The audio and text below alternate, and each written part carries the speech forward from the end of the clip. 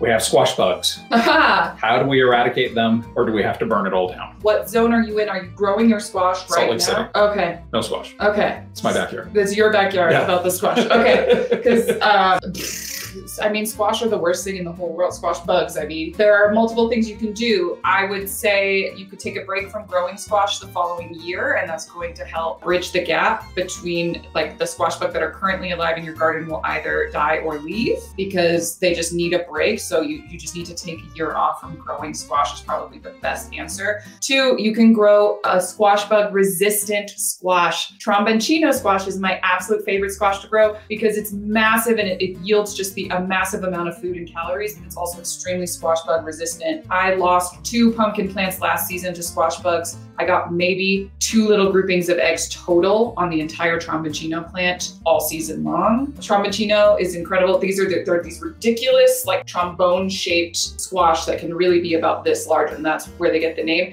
But if you harvest them when they're young, they're like summer squash. You can eat them in place of zucchini. Harvest them when they're much, like when they're this big, they can take the place of butternut squash. So it's really versatile, like drought resistant, heat tolerant, squash bug resistant, excellent. The third and final thing, Lee and I were already talking about bats. Guess what the best thing is to get really bad bugs out of your garden? Bats. You also said ducks. There's pluses and minuses to ducks in the garden for integrated pest management. Ducks, if you just let them run free in your actual vegetable garden, you might lose some crops. Whereas the bats don't care about your crops. They just want the bugs. Bats are the most versatile integrated pest management thingamabob that I could recommend. And I put them in a lot of clients' houses. And I actually have, if y'all want recommendations for bat houses and stuff, I got them. But ducks are amazing for if you have like pests like in the ground, if you have cockroaches, if you have things like that, because unlike chickens, which are also great for ground pests, chickens go into their little house at night and sleep. So any nocturnal pests don't care about chickens and chickens don't care about them. Ducks, semi-nocturnal. So same kind of function as chickens, but they actually will go out into the yard at night, like probably within some sort of pasture. You'll need to kind of rotate them around through your yard and they'll eat the pests. But there are people who worry about the predators that might go after your ducks at night. We would rotate them through in little hutches or tractors Gotcha. or runs in general to protect them. That's awesome. Invasive European fire ants help. Oh, I hate that for you. Oh boy. I hate that for you so much. We don't want to spray,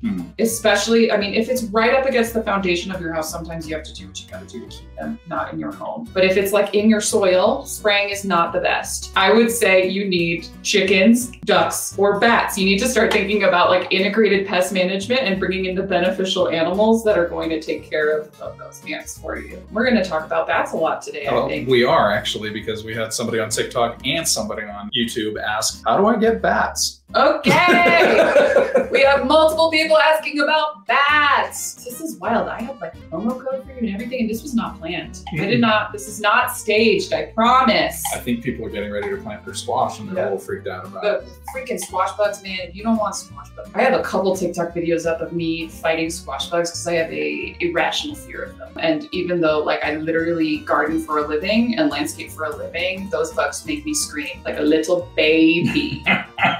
I just hate the way they look. I know they're perfectly harmless, but it's wild is because I know they're bad for the garden. Like spiders are beneficial. And so even though they're technically like scary, I see one and I'm like, hello, sir and or madam, they, them, spider, welcome. I shall be over here and I'm not afraid of it. But like,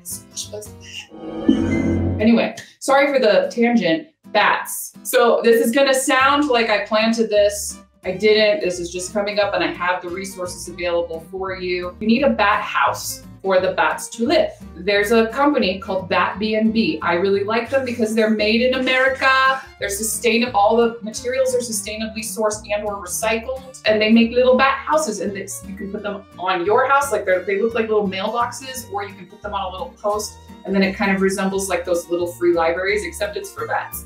And they give you like a pheromone mixture that you put in it that tells the bats that they can come live there. And then they come live there. And what's wild about that is that they eat tens of thousands of insects per day.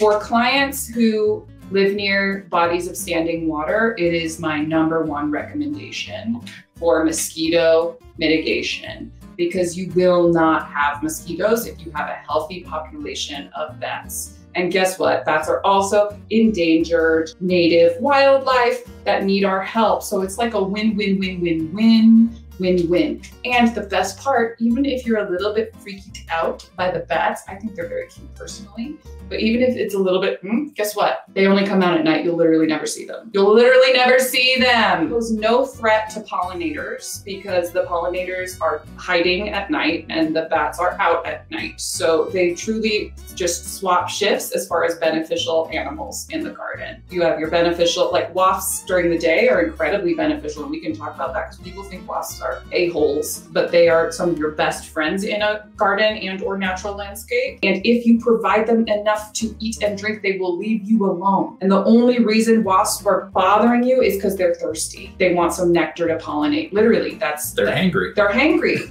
And they're like, hey, sir and or madam, do you have water for me? And you're like, oh no, this wasp is trying to kill me. It's just thirsty and you smell like sweat. That's what it is. That was another tangent, but what I'm trying to say is you have wasps and bees and all these other beneficials during the day, and then you can have the bats come out at night. Yeah. The squash bugs, they're gonna be very mitigated. Now, squash bugs do kind of go down and like try to like kind of sometimes bury themselves in the dirt and stuff at night, so that there might be some give and take with that. But we already talked about squash bug resistant plants and whatnot. But yeah, man, this is gonna sound sponsored and it's not, it's really not, I promise. But BatBnB.com did give me a promo code and it's just YardFarmerco. So if you want a discount on your BatBnB, it's YardFarmerco. Again, this sounds like we planned it. I didn't plan it. Sawdust Fairy Hi, Sawdust Fairy. Looked into bat houses, but not sure that their HOA would approve of the bat house. Oh, well, it's an ask forgiveness, not permission. It looks like a mailbox. Are you gonna put it on the front of your house? Or are you gonna put it on the back of your house? There's also a lot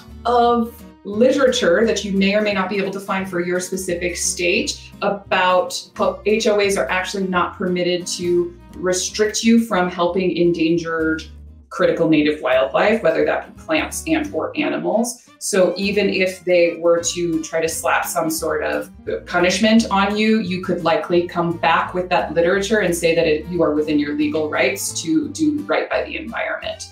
Now, I personally wouldn't even bother with any of that, and I would just put a little bat house in my backyard where the HOA wouldn't know about it, because they only come out at night and nobody's gonna know. Nobody's gonna know.